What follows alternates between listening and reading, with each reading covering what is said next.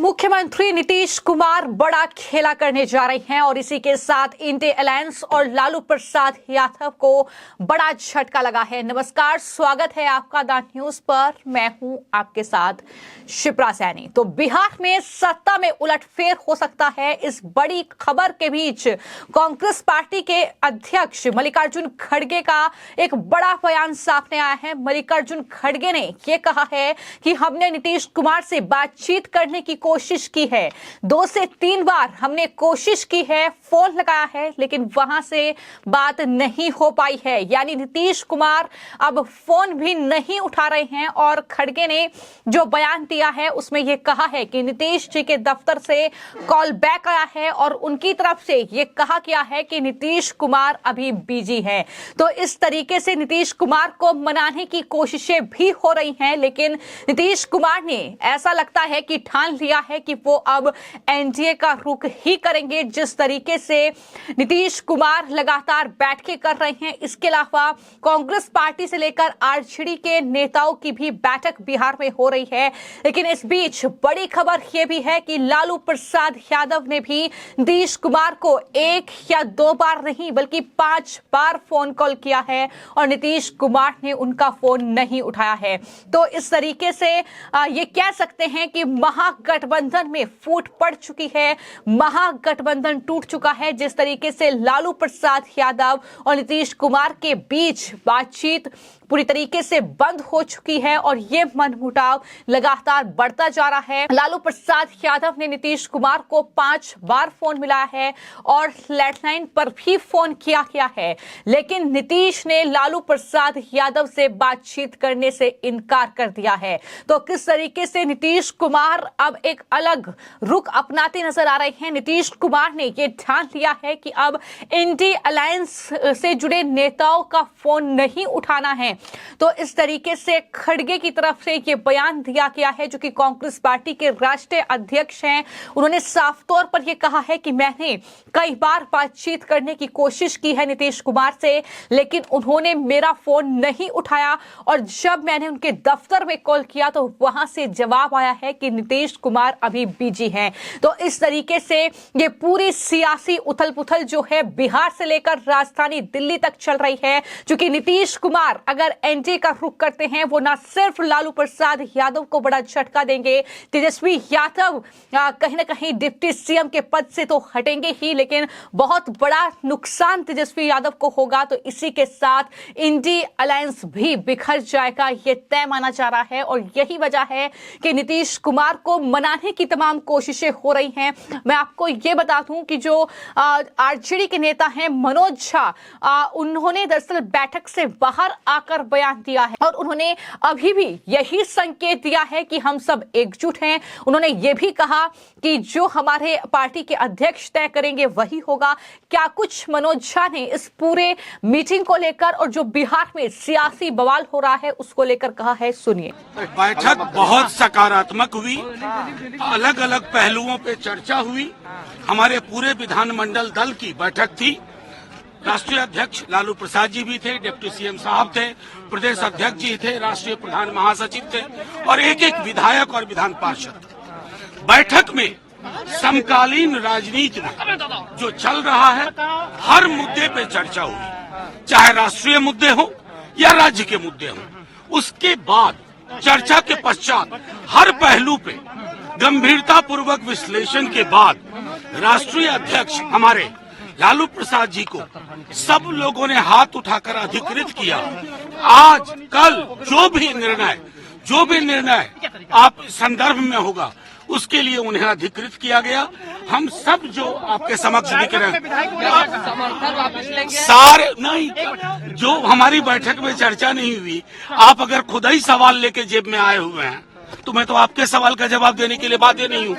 बैठक में सीधे तौर पे हमारे राष्ट्रीय अध्यक्ष को अधिकृत किया गया है और तमाम विकल्प जो देश और दुनिया में है। एक तरफ मनोज झा हैं आरजेडी के नेता, जो आरजेडी के नेताओं की बैठक हुई है उसके बारे में जानकारी दी है और ये कहा है कि नीतीश कुमार सरकार में हमने लोगों को नौकरियां दी हैं, तमाम बातें उनकी तरफ से कही गई। लेकिन दूसरी तरफ जो जेडीयू के नेता हैं नीरज कुमार, वो अभी भी लगातार आरजेडी पर हमलावर हैं और लगातार नीरज कुमार के जो बयान सामने आए हैं, उन्होंने ये साफ संकेत दिया है कि नीतीश कुमार ने आरजेडी से नाता तोड़ लिया है और अब वो किसी भी वक्त एनडीए का रुख कर सकते हैं।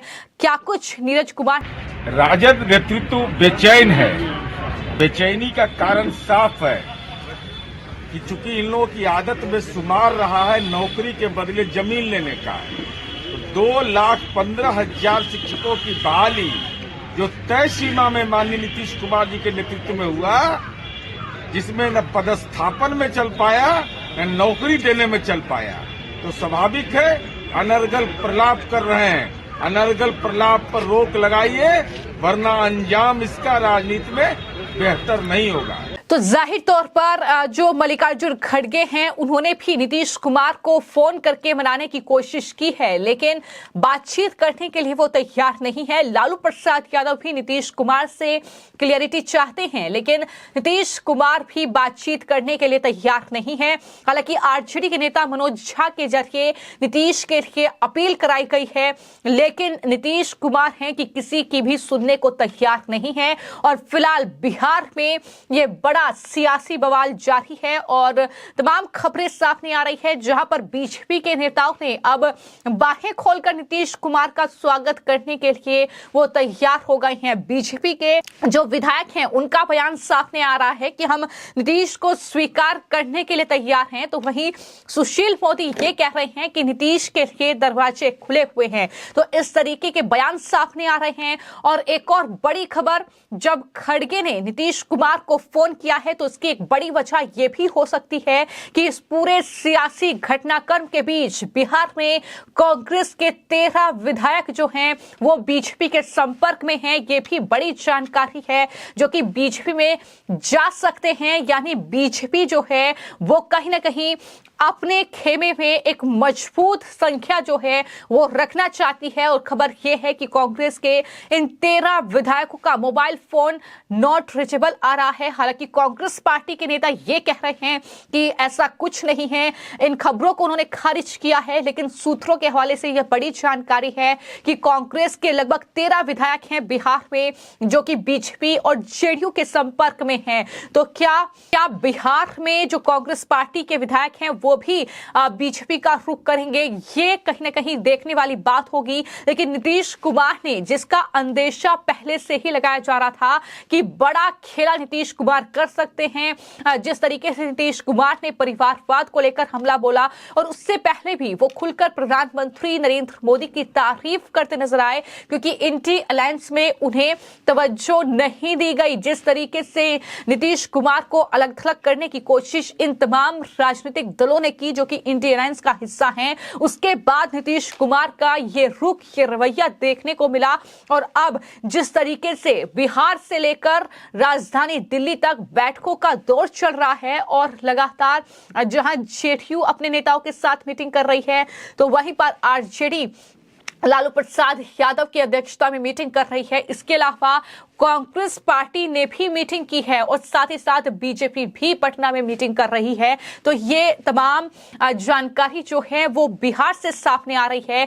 लेकिन इसी के साथ मैं आपको ये भी बता दूं कि जहां पर एक तरफ इंडी अलायंस में फूट के संकेत मिल रहे हैं, तो वहीं पर ममता बनर्जी और उनकी पार्टी टीएमसी और कांग्रेस की भी दरअसल बनता हुआ कुछ नजर नहीं आ रहा है, क्योंकि खड़गे ने पश्चिम बंगाल की मुख्यमंत्री ममता बनर्जी को लेटर लिखकर उनके राज्य से जो यात्रा राहुल गांधी की गुजरेगी, भारत जोड़ो न्याय यात्रा, उसको सुरक्षित मार्ग सुनिश्चित कराया जाए।